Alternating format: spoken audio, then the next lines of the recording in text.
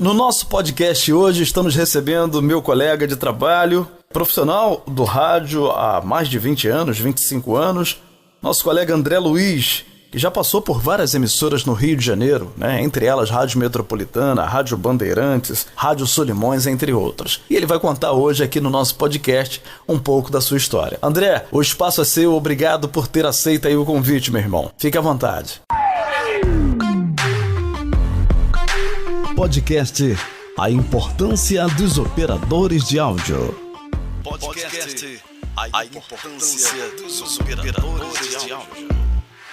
Olá, eu me chamo André Luiz.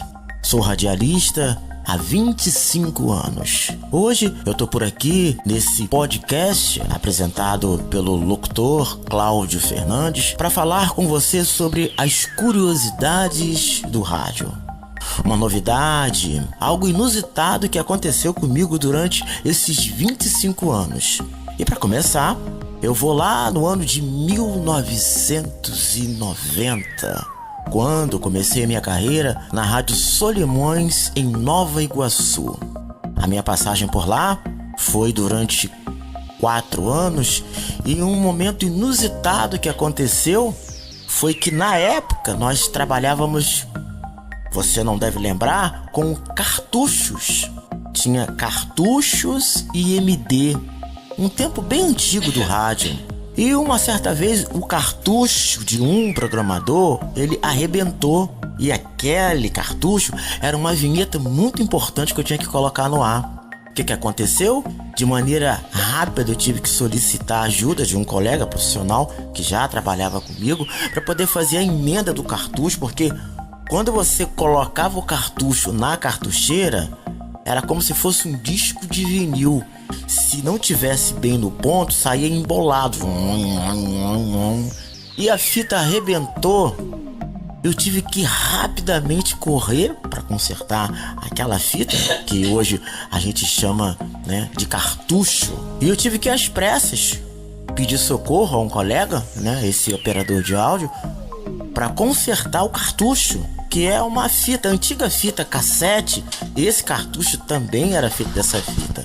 E aí, por pouco, a fita não embola no ar e eu precisava desse cartucho pronto.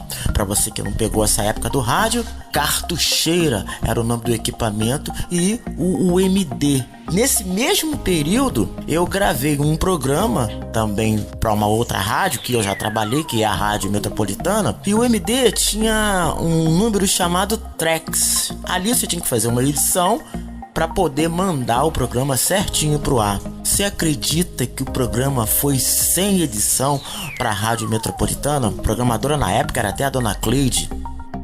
Olha, foi um desastre. Eu não consegui fazer edição, eu não estava muito bem habilitado a trabalhar com o MD. E aí os tracks eram os erros, a gente chamava de tracks, E tinha que juntar, cortar e editar no próprio MD.